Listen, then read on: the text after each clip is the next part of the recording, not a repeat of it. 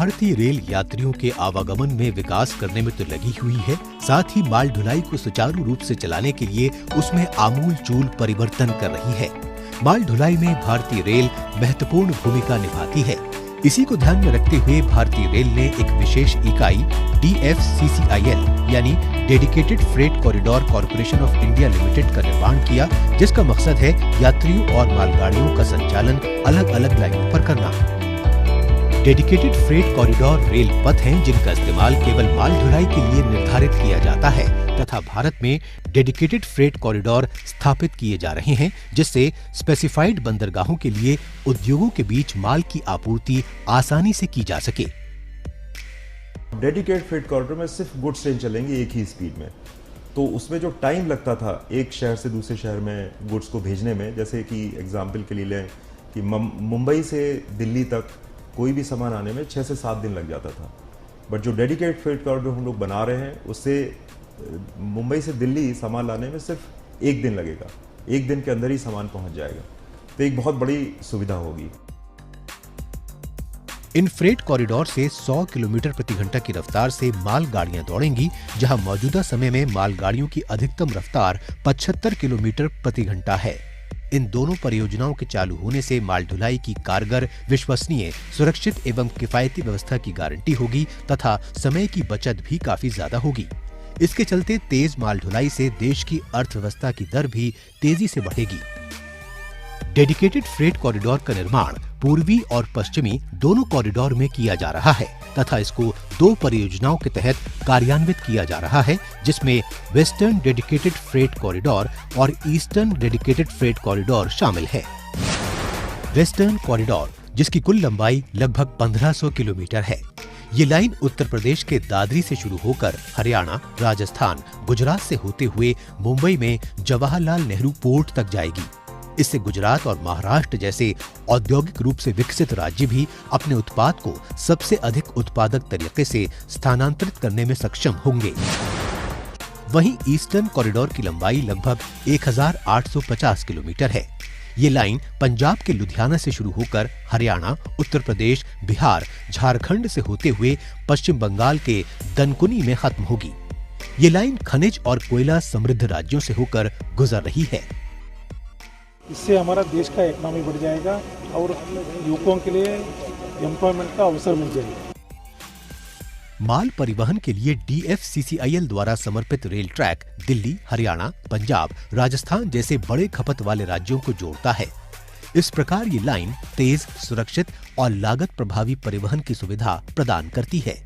माल ढुलाई के माध्यम से भारतीय रेल काफी हद तक लाभान्वित हुआ है तथा इसका और विकास करने में DFCCIL क्रांतिकारी बदलाव की दिशा में आगे बढ़ रहा है।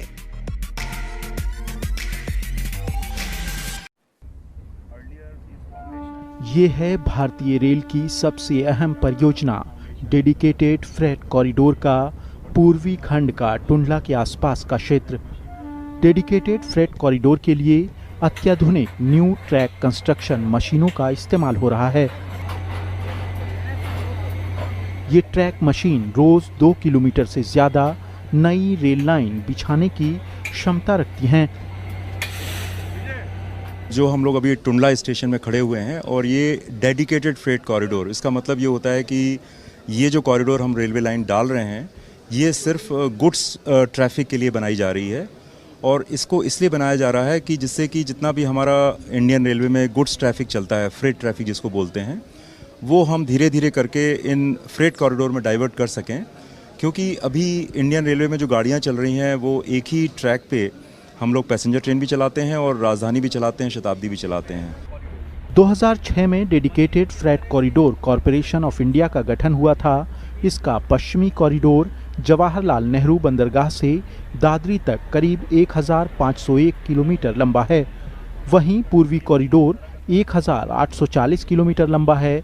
इसके बनने से जहां एक ओर मालगाड़ियों के लिए अलग गलियारा मिल जाएगा, वहीं प्रमुख रेलगाड़ियों की रफ्तार भी बढ़ सकेगी। तो ये डेडिकेटेड फ्रेट कॉरिडोर बना देंगे, जो कि हम अभी ईस्टर्न कॉरिडोर जो कि लुधियाना से लेके और यूपी और बिहार से होता हुआ सोननगर तक जाएगा, और दूसरा दादरी से JNPT तक बॉम्बे तक जाएगा। तो ये 3300 किलोमीटर का जो एक कॉरिडोर बनेगा तो उसमें हमारा बहुत सारा ट्रैफिक जो है गुड्स ट्रैफिक वो डाइवर्ट हो जाएगा और उसके डाइवर्ट होने से जो हमारी इंडियन रेलवे में जो गाड़ियाँ चलती हैं उनकी पंक्चुअलिटी बेटर होगी और उसमें हम लोग शायद ज़्यादा अधिक गाड़ियाँ भी चला पाएंगे, पैसेंजर गाड़ियाँ। दोनों कॉरिडोर 9 राज्यों के 60 जिलों और 2500 गांव से गुजरेगा। इसका एक बड़ा फायदा रफ्तार को मिलेगा। फिलहाल बड़ी लाइन की एक्सप्रेस गाड़ियों की औसत रफ्तार 50 किलोमीटर प्रति घंटा है, वहीं मालगाड़ी की औसत रफ्तार 25 किलोमीटर से ज़्यादा नहीं है। इस तस्वीर को बदलने में डेडिकेटेड फ्रेट कॉरिडोर की खास भूमिका होगी। कैमरामैन ओम प्रकाश और मेहर पांडे के साथ Arvind Kumar Singh, Rajya Sabha TV. The railway infrastructure is passing through all across the India. So it is passing through all the major rivers. It is passing through so many different regions where there are extreme weather conditions are there, or the problem of fog is there, or the cyclones are there. So these are very, very important risks which has to be taken care of while planning our infrastructure system. CDRI will definitely help this sector because railway on its own cannot really face this problem of disaster management on its own, because there are so many stakeholders are there. So we have to have a very close coordination with all the stakeholders. So for that CDRI play a very, very important role, and I think we can run our system very, very efficiently with the help of CDRI.